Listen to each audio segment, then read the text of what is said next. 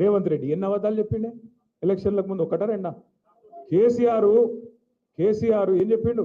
ఒక ముసలోనికి ఇస్తుండు, ముసలవ్వకి ఇస్తుండు పెన్షన్, నేను ఇద్దరికి ఇస్తా, ముసలోనికి ముసలమ్మకు ఇద్దరికి ఇస్తా. కేసీఆర్ 2000 ఇస్తుండు, నేను 4000 ఇస్తా. వచ్చినాయా మరి 4000?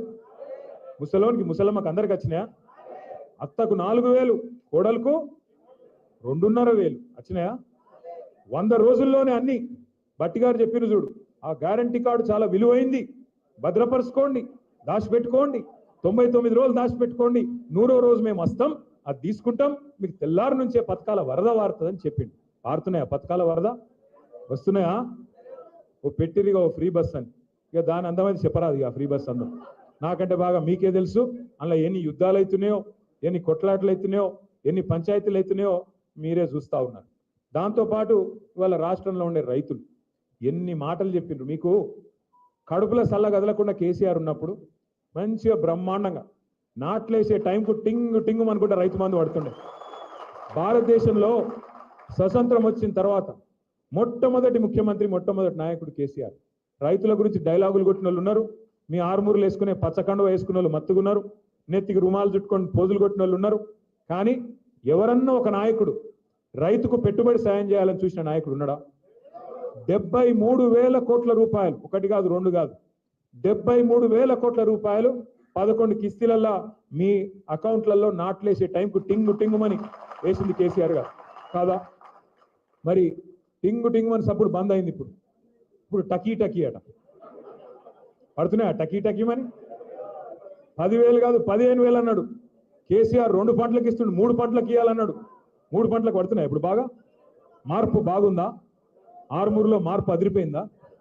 మరి చెప్తే లేకపోతే మీరు చిల్కకి చెప్పినట్టు చెప్పినాం. ఆర్మూరులో ఆగం కాకుర్రి, వాళ్ళ మాటలు వింటే ఆగమవుతారు. 50 ఏళ్ళు వాళ్ళే కదా ఉన్నది కాంగ్రెసు, వాళ్ళ మాటలు వింటే మీరు ఆగమవుతారు. మళ్ళా ఎండిపోయిన చేన్లు కనబడతాయి, చెప్పుల లైన్లు కనబడతాయి, మళ్ళా కాలిపోయిన మోటార్లు, పేలిపోయిన ట్రాన్స్ఫార్మర్లు మళ్ళీ వస్తాయి అని చెప్పిండు ఆ కేసీఆర్. విన్నారా మరి మీరు ఆర్మూలలో? ఇన్లే. ఏమనుకున్నారు మీరు? కేసీఆర్ ఇంట్లోకెళ్ళి ఇస్తుండా? ఎవడు ఉంటేంది? ఏరాదా? అందరు మాట్లాడారు మస్తుగా, కేసీఆర్ ఇంట్లోకెళ్ళి ఇస్తున్నాడు. మరి ఇప్పుడు రేవంత్ రెడ్డి ఇంటి వెనక పొలం అమ్మిస్తాడా? ఎవరిస్తారు ఇంట్లోకి వెళ్ళి? రాజకీయ నాయకులు, ప్రజాప్రతినిధులు ప్రజల సొమ్ముకు ధర్మకర్తలు. ఎవరైనా సరే ప్రజల సొమ్మును మళ్ళీ ప్రోధి చేసి ఎట్లా ఖర్చు పెట్టాలి, ప్రజలకు ఏం అవసరం, ఏమేం ప్రాధాన్యతలు, దాన్ని నిర్ణయించుకొని ఇవ్వాలి. సమాజంలో రైతుకి ఎంత ఇవ్వాలి, యువతకి ఎంత ఇవ్వాలి, ముసలోళ్ళకి ఎంత ఇవ్వాలి, మరి ఉద్యోగస్తులకు ఎంత ఇవ్వాలి, లెక్క తీసి ఇవ్వాలి. అంతేగాని కేసీఆర్ ఇంట్లోకి వెళ్ళి ఇస్తుండా అని అంటే ఇప్పుడు ఏమైంది? రైతు బంధు పోయింది, రైతు బీమా ప్రీమియం కట్టాడు, బోనస్ అన్నాడు. వచ్చిందా బోనస్? బాగా జొన్నలకు, వరికి వచ్చిందా, పత్తికి వచ్చిందా, మొక్కజొన్నకు వచ్చిందా? వేరికి లేదు, ఏ జొన్నకు లేదు, ఏ వరికి లేదు. బోనస్ బోగస్ అయింది. రైతు బంధు గాయమైంది. రైతు బంధుకు రామ్ అవుతుందని కేసీఆర్ చెప్పిండు. దళిత బంధుని పెట్టిండు కేసీఆర్. దానికి ఏమన్నారు? కేసీఆర్ ఇచ్చే 10 లక్షలు ఏందివా, మేము 12 లక్షలు ఇస్తామన్నారు. పడుతుందా 12? టకీ మనం పడతలేదు. ఇక ఇదే మరి నేను చెప్పింది, మార్పు మార్పు మార్పు అంటే ఇది వచ్చింది రోజు. 11 ఏళ్ళు అక్కడ బీజేపీ ఉన్నది, ఇప్పుడు 20 నెలలు కాంగ్రెస్ ఉన్నది. ఏ ప్రభుత్వం ఏం చేసిందో మీ కళ్ళ ముంగట్నే ఉన్నది. నేను మీ ద్వారా ఆర్మూరులో ఉన్న ప్రతి నాయకుడిని, ప్రతి ఆడబిడ్డని, ప్రతి తమ్ముడిని కూడా కోరేది, నిజామాబాద్ జిల్లాలో ఉండే ప్రతి ఆడబిడ్డని, ప్రతి తమ్ముడిని కూడా కోరేది ఏమంటే ఒకటే ఒకటి. నిజంగానే 20 నెలల పరిపాలన మీకు నచ్చకపోతే, 20 నెలల్లో వీళ్ళు చేసిన మోసం మీకు అర్థమైతే, మీకు చెప్పిన ప్రతి మాట డొల్ల మాట, వీళ్ళు చెప్పిన ప్రతి హామీ డొల్ల హామీ అని మీకు అర్థమైతే, తప్పకుండా స్థానిక సంస్థల్లో తగిన విధంగా తీర్పునియండి. వీళ్ళకు బుద్ధి చెప్పండి. వీళ్ళు చేసిన మోసానికి కర్రు కాల్చి వాత పెట్టండి. ఎందుకంటే కొంతమంది మాట్లాడతారు, ఏమున్నదే స్థానిక సంస్థల్లో మళ్ళీ కేసీఆర్ రాడు కదా ఇప్పుడే అని మాట్లాడతారు. కరెక్ట్, కేసీఆర్ రాడు, కానీ వీళ్ళు చేసిన మోసం మరి మీరు ఒప్పుకున్నట్టు అవుతుంది. వీళ్ళకే ఓటేస్తే మళ్ళీ వీళ్ళు చేసిందే కరెక్ట్ అని చెప్పినట్టు అవుతుంది. కాబట్టి జాగ్రత్తగా ఉండండి, జాగ్రత్తగా ఆలోచించి ఓటేయండి తప్ప ఆగం కాకండి. ఎంత ఘోరం అంటే నిజంగా ఇవాళ ఉస్మానియా యూనివర్సిటీలో ముఖ్యమంత్రి గారు మాట్లాడుతుంటే నేను కూడా చూసిన. ఇంత అన్యాయంగా మాట్లాడతారా? ఆ కాలేజీలు కట్టింది కేసీఆర్ గారి నాయకత్వంలో మన సబితా ఇంద్రారెడ్డి గారు.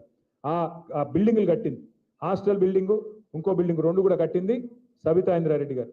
రేవంత్ రెడ్డి గారేమో జేబులో కత్తెర పెట్టుకొని తిరుగుతుండు. కత్తెర అంటే పాకెట్లు కొడుతుంది కాదు, యాడ రిబ్బన్ కనబడుతుందా కట్ చేద్దామని చూస్తాడు. మనం కట్టిన ఫ్లైఓవర్లు ఆయనే కట్ చేస్తాడు, మనం కట్టిన బిల్డింగ్లు ఆయనే కట్ చేస్తాడు. పర్వాలేదు కానీ కొద్దిగా జాగ్రత్త రేవంత్ రెడ్డి గారు, జర జేబులో కత్తెర అటు ఇటు అయితే డేంజర్ ఉంటుంది, జాగ్రత్త. ఎందుకంటే ఆయన మాట్లాడే మాటలు ఎంత వికారం మాట్లాడి నాకు అర్థం కాదు. ఒక్కటంటే ఒక్క మాట, చక్కటి మాట మాట్లాడతాడా? అరే తెల్లారు లేస్తే గలీజ్ మాటలు, నీ పేగులు కట్ చేస్తా, మెడలు వేసుకుంటా, గుడ్లు వికి గోటీలు ఆడతా. పేగులు మెడలు వేసుకునేది బోటి తింటాడా? ఏమన్నా బోటి కొట్టేటోడా? నాకు అర్థం కాదు. అరే పేగులు మెడలు వేసుకుంటాడు ఎవడన్నా ముఖ్యమంత్రి? నాకు అర్థం కాదు, ఇంత గలీజ్ మాట. ఇంకా ఘోరం ఏంటంటే, ఇప్పుడు నువ్వు హామీలు ఇచ్చినావు, 100 రోజులు అన్నావు, 100 రోజులు అమలు చేయకపోతే ఇక ఈ చంద్రుడు అదేమన్నాడు, ఈ సూర్యుడు ఇటు సూర్యుడు అటు ఒడిచినా అటునోడు ఇటు వచ్చినా నేను అమలు చేసి తీరుతా అన్నాడు. మరి అయితే పైసలు ఎడికెళ్ళి వెళ్తాయంటే మాకు తెలివి లేదా కాంగ్రెస్ వాళ్ళకు? మేమందరం కూడా 6 ఫీట్లు ఉన్నాం ఒక్కొక్కడు. నేను 3 ఫీట్లు ఉన్నా కానీ ఆ ఉత్తమ్ కుమార్ రెడ్డి 6 ఉన్నాడు, ఆ జానారెడ్డి 6 ఫీట్లు ఉన్నాడు, అందరం కలిసి చేస్తామన్నారు. మరి ఏమాయి ఈరోజు 20 నెలలు ఒడిచిపోయాయి, ఇంకో 4 నెలలు అయితే 2 నెలలు అయిపోయాయి, మిగిలిన 40% టైం అయిపోయింది. ఆఖరి సంవత్సరం ఎలక్షన్ టైం అయినా మిగిలింది